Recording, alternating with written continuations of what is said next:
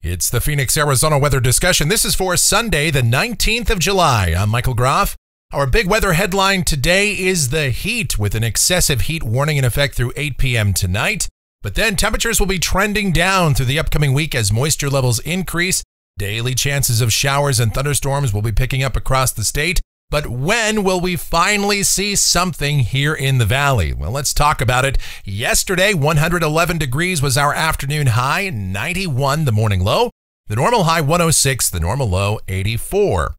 Outside now, here at 7:40 a.m., partly cloudy skies out there. We've even had a few light showers in the Southeast Valley earlier this morning, a couple of sprinkles anyway, no measurable rain officially.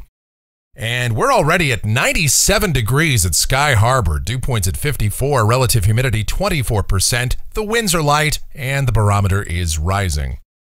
Temperatures around the area right now, 82 the cool spot at Goldfield, 83 in Buckeye, 86 Thompson Peak, 87 in Gilbert. I see a 91 in Arcadia, 92 in Glendale and Avondale, 95 at Litchfield. The upper air look, multiple high-pressure areas over the southern tier of the United States, one of which drifting westward toward the Four Corners. The mid-level flow has turned out of the east here in Arizona, and that's brought some moisture into the state from New Mexico overnight. Thus, we have those mid-level clouds and even a few areas of virga or maybe a light sprinkle or two, but no measurable rain yet.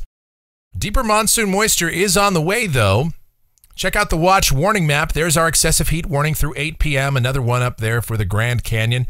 Speaking of heat, check it out. Heat advisories from northern Oklahoma, north and eastward through Ohio, the eastern Great Lakes, upstate New York, the middle and upper Atlantic coast as well.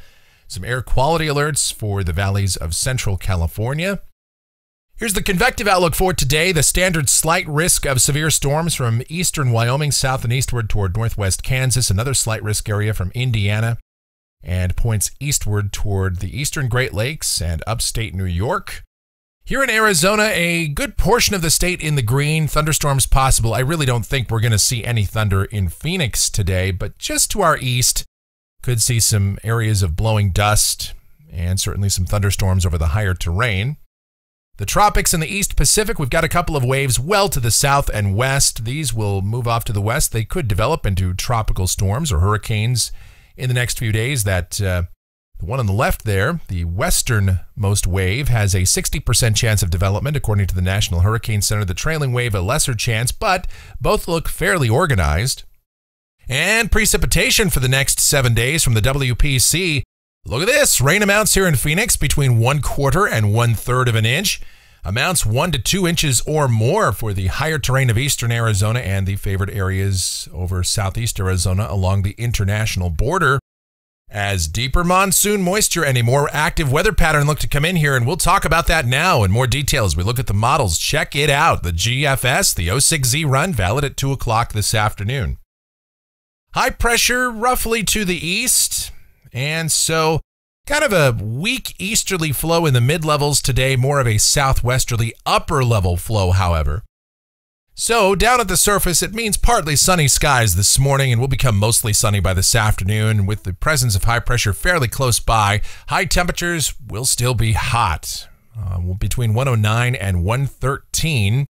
And isolated thunderstorms developing over the rim country, eastern Arizona, southeastern portions of the state, and maybe some of those outflow boundaries kick up some blowing dust into the dust corridor along I-10 down there toward Casa Grande, but I just don't think we're going to see anything here in Phoenix in terms of sensible weather that way. Now tonight, the skies become partly to mostly cloudy, especially late tonight. Again, weak easterly mid-level flow should bring the remnant moisture, some of those remnant storms off the mountains into the deserts. By that time, they'll have fallen apart. But again, maybe some virga or an isolated light shower could come through the valley. Measurable rain not expected, though. Dew points might kick up, but I think the only thing that's really going to have in terms of impact on our weather for tonight is clouds and kind of that blanket of moisture sitting overhead so we don't cool off much. Lows mid-80s to low 90s. And tomorrow, partly sunny in the morning, mostly sunny in the afternoon. High temperatures 106 to 110. So go to Tuesday. That ridge becomes better organized over the Four Corners region. A southeasterly flow in here. Scattered showers and storms over the higher terrain. But at this point, still looks like it's going to take another day or so to really get the moisture in the valley. I guess there could be some blowing dust or gusty winds in the East Valley Tuesday afternoon, Tuesday evening. Again, that's a pretty low-end risk, though. High temperatures fall back just a little bit further in response to a few more clouds and a bit more moisture around, and the heights coming down further, highs 105 to 108. On Wednesday, this looks like our first opportunity to get some monsoon storms rolling into the valley. Scattered showers and storms over the higher terrain. Some of those storms will get into the deserts. We'll go with a 20% chance of getting something here in Phoenix. Some blowing dust and gusty winds are always the better possibility, though. High temperatures falling off a little bit further, 102 to 106, the sky partly sunny. Thursday, partly sunny, temperatures nudging down a few more degrees, highs 100 to 104. And scattered showers and thunderstorms over the higher terrain, a slightly better chance that we'll get those storms in here as the humidity levels continue to creep up and the atmospheric conditions look more favorable with southeasterly flow in place.